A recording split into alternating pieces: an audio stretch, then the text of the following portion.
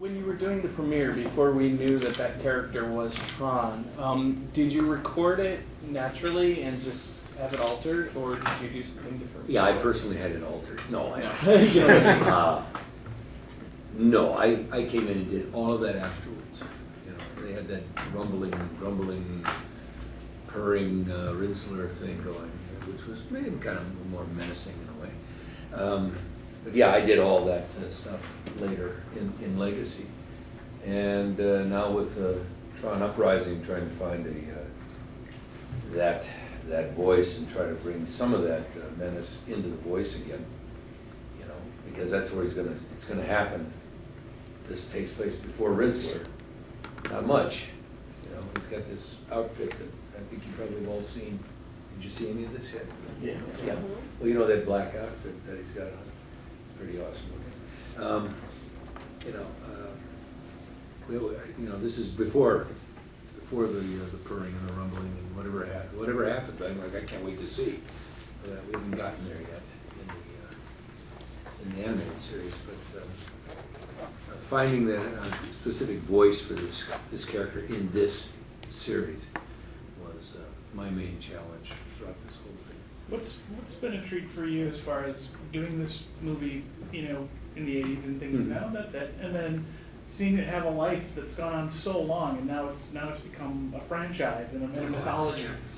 I mean, you've just done it. You just said it. I mean, it's absolutely not a mystery to me, and it was less a surprise than just an absolute joy that what I had been thinking was happening was actually happening.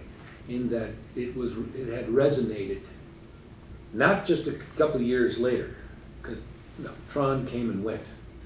Somehow later on, maybe well into starting in the next decade, towards the end of the 80s and then into all the way through the 90s, when suddenly we had computers, laptop computers, and all these things. I think it comes right along with the advance of these medias, these things in the computer world, which we kind of predicted in its nice, sweet, naive way in the movie.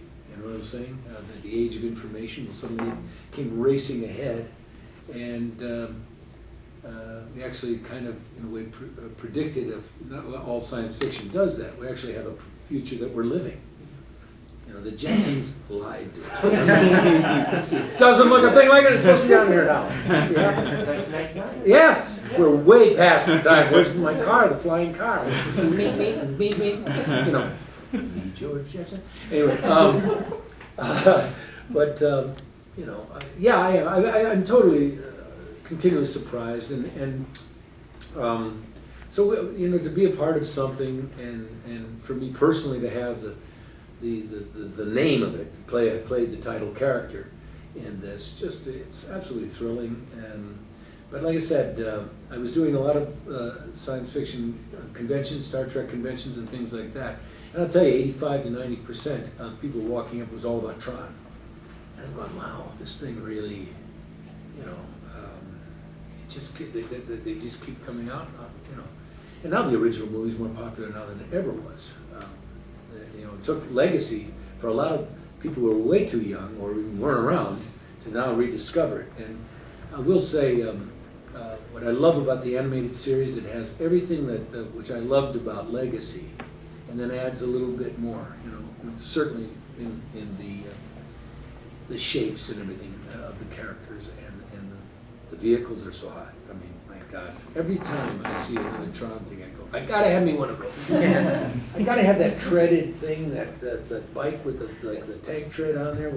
You know, it's just to eat up the terrain. You know what I'm saying? That's off-roading at its best. And that ATV type thing. I wanted Cora's little dune buggy that she had there when she picked him up in Legacy and took off over the frontier there. You know, so I mean, it makes me stay a kid. You know, I like it now more than I did when I did the original one. The original one was a job. It was great. I got to know Jeff Bridges. It was great. I admired his work. And but you know, you're right. And like you said, the job ended. I hung up the tights, and I went over to Warner Brothers and worked with Kay Jackson for the next few years. So you know, serious. So didn't think anything of it. And then, like I said, over the years, it started. You hear rumors, and I think Lisberger can answer that better. That there was script and there was talks, and then it just died. And I said, why would you want to do that? We weren't into that sequel stuff yet, you know. What's been your favorite moment from the entire series? The favorite moment? What like within the movies, or yeah, how about the day I got the call that they wanted me? Well, actually, two, but kind of related at the same time. I was told, go online and look at this footage that's just been shown down in San Diego. Now I had heard there was some little rumbling, possible, but I never took any of it as seriously because it's always rumors in this town. And when we watched that, the little bit of footage that they shot with Jeff, and then surprised it on Hall H, which had probably about 5,000 people in it, and you heard the uproar of the, oh my God, it's Tron. Somebody very strategically had placed their iPhone in there. Yeah, right. Then No, they're not supposed to have any phones in there or anything, any cameras. Yeah, you heard these people start screaming, and I'm told that's what greenlit the movie. The reaction on that little bit of footage when they were all down there, Joe Kaczynski and all of them. And then I got my favorite part, to answer your question specifically, is I got a phone call from Sean Bailey and Joe Kaczynski. Would I want to be in the movie?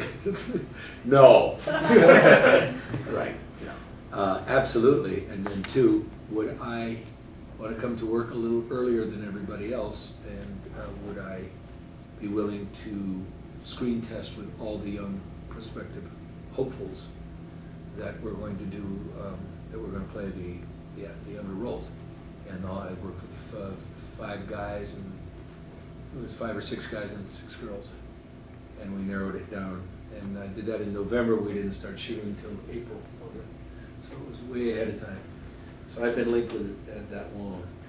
But my favorite moment was them personally calling, not somebody calling an agent, not someone sending an email, something personal. And that they actually, and this is what I love about Sean, that they actually said, we would really very much want you to be in this with us. We have to have Tron in this. So then the rest was just fabulous. All the working process of all the scripts that we did, and then we rehearsed and rehearsed. We rewrote. They rewrote. I was in. It was always in the. It was a process always, and the whole cast was involved.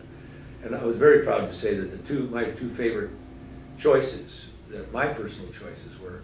And you got to remember, I hadn't done anything in front of Disney, any of these people, in years. So I thought I was screen testing a little bit myself. I had to kind of thought, what if I suck? What if I really suck in this thing? I mean, they're going to go, wait a second, we have to rethink this whole thing. So, but Garrett and Olivia, I mean, and I did it with some very, there was some big names, young names, all wanting to be in this thing, and they all worked very hard to do it. And but now we have Elijah, and he and I, only time we worked together. I've been telling this stuff so much now, forgive me if you've heard it before, that we only worked once, and that was when we kind of auditioned this to the powers that be, who were all sitting in a room on the other side of the glass from us. And of course they came to me, you're Tron, but what if my voice sucked? What if it just didn't work right? So I went through this all over again now for this series. I more or less felt like I was auditioning, because there I had everybody and their agents and all blah blah blah all sitting on the other side, and Elijah and I, is this going to work? Is there any chemistry? And thankfully, I think there is. I think it's done real well. So it all worked out, and that's the only time we actually worked together. Maybe one other time he happened to be in town. Otherwise, I think he was in New Zealand doing The Hobbit. I was off doing another series, which didn't make the schedule. And you see whatever the heck that did. Anyway, and so that's fine. Anyway, so it was kind of interesting. So I'm finally going to meet the cast today. I just met Paul Rubens. We have time for one more question. So much of what we've seen takes place on the grid. Are we going to see the real world in Alan Bradley at any point? No. That's what I like about this one, is that it's entirely on the grid this time around. I mean, I think it's cool having that other stuff, but we know that story already. Maybe in the future, but nothing that we've done so far.